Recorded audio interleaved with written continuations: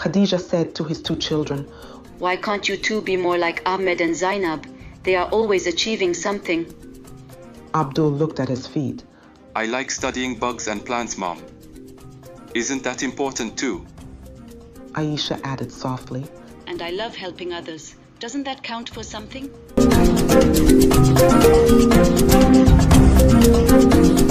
Once upon a time in the village of Kajola, there lived Khadijah and her two children, Abdul and Aisha. They lived in a simple house decorated with colorful cloths. Even though life in their village was full of excitement, Khadijah felt unhappy inside. She often compared her kids to those of her neighbor, Fatima. Fatima's children, Ahmed and Zainab, were stars in Kajola. Ahmed, a swift runner, had just won the village's annual race, and Zainab's artwork decorated the walls of the community center, admired by all. Khadijah, often sitting under the baobab tree, would watch them with a mix of admiration and envy, her thoughts drifting to her own children's unremarkable achievements. Khadijah said to his two children, "Why can't you two be more like Ahmed and Zainab? They are always achieving something." Abdul looked at his feet. "I like studying bugs and plants, Mom. Isn't that important too?" Aisha added softly. "And I love helping others. Doesn't that count for something?" Abdul was a quiet boy, more interested in the world of insects and nature than in sports or academics. He could sit for hours in the meadow, observing ants or sketching the curve of a leaf. To him, these small things were as important as winning races. He wondered why others didn't see the beauty in his world. Aisha, with her gentle spirit, found joy in helping others, often seen carrying water for the elderly or nursing sick animals back to health. As she cared for a hurt bird, whispering to it gently, she hoped her mom would see that kindness was her way of making a difference. The village buzzed with anticipation for the upcoming Festival of Stories, an event where the young and old shared tales of Kajola's bravery, love, and magic. Khadijah saw this as an opportunity for Abdul and Aisha to prove themselves, to show the village their worth. As the Festival of Stories approached, the excitement in Kajola grew.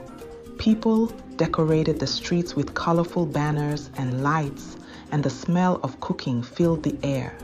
But amidst the festivities, there was a hint of something amiss.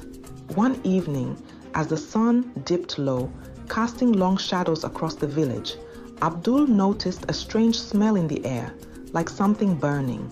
He paused, sniffing the air, but then shrugged it off as probably just someone's cooking going wrong.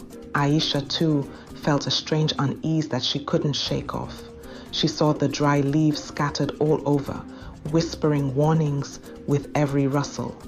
The village was so busy preparing for the festival that no one noticed these little signs. That night, Khadijah, while tucking her children into bed, felt a chill despite the warm night. She looked out the window at the darkening sky and felt a twinge of worry, but brushed it aside, thinking about the next day's celebrations. On that fateful evening, just as the sun set in a blaze of red, tragedy struck. Fatima's house caught fire. In a frantic rush, the villagers hurried to extinguish the fire, their actions a chaotic mix of loud shouts and the noisy clash of buckets. Amidst this confusion, Abdul and Aisha's instincts stood out. Abdul shouted, "Follow me, everyone. I know a quick way to the river."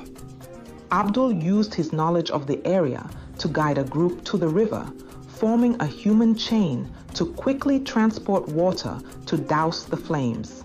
Meanwhile, Aisha, turning to Fatima and her kids, said, "Don't worry, we will help you through this. You're not alone." Aisha, with her soothing demeanor, comforted the distraught Fatima and her children, offering them reassuring and supportive words. The fire was quenched, and among the burned ruins and faces covered with soot, a new story unfolded. Khadijah approached Fatima the following day. I'm so sorry about your house, Fatima. How can we help? Fatima replied, Thank you, Khadijah. Your children were incredible today. They showed us what true bravery and kindness look like. In the days following the fire, Kajola came together like never before. Everyone, young and old, helped to rebuild Fatima's house. Khadijah, seeing the unity and love in her village, started to see things differently. One afternoon, as the new walls of Fatima's house rose from the ashes, Khadijah sat with her children, watching the villagers work together. You know, Khadijah said, turning to Abdul and Aisha, I've been thinking a lot about the fire and how you both helped so much. I realize now that I was wrong to compare you to anyone else. Abdul smiled, his eyes lighting up. It's okay, Mom. We all learned something that day. Aisha nodded. Yes, we did. Everyone has something special to offer, no matter how big or small. The village elder, Baba Gabenga, walked over and sat with them. Khadijah, your children showed us that being a hero isn't always about winning races or having your name up in lights. It's about courage, kindness, and quick thinking.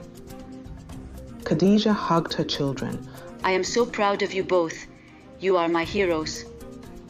As the sun set, casting a warm glow over the rebuilt home and the gathering crowd, the villagers celebrated not just the new building, but the new bonds formed in the fire's wake. The Festival of Stories that year was filled with tales of bravery, unity, and the quiet strength of Abdul and Aisha. And so, dear parents, I want you to imagine life as a beautiful quilt.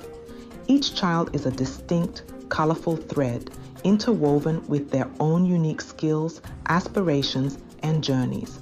Just as Khadijah learned in the heart of Kajola, the real joy of parenting lies not in comparing, but in appreciating and nurturing the distinct qualities of each child. We must remember that not every child will shine in the spotlight of conventional achievements, like sports or academics, but they may thrive in the quiet moments, making a difference in ways we least expect.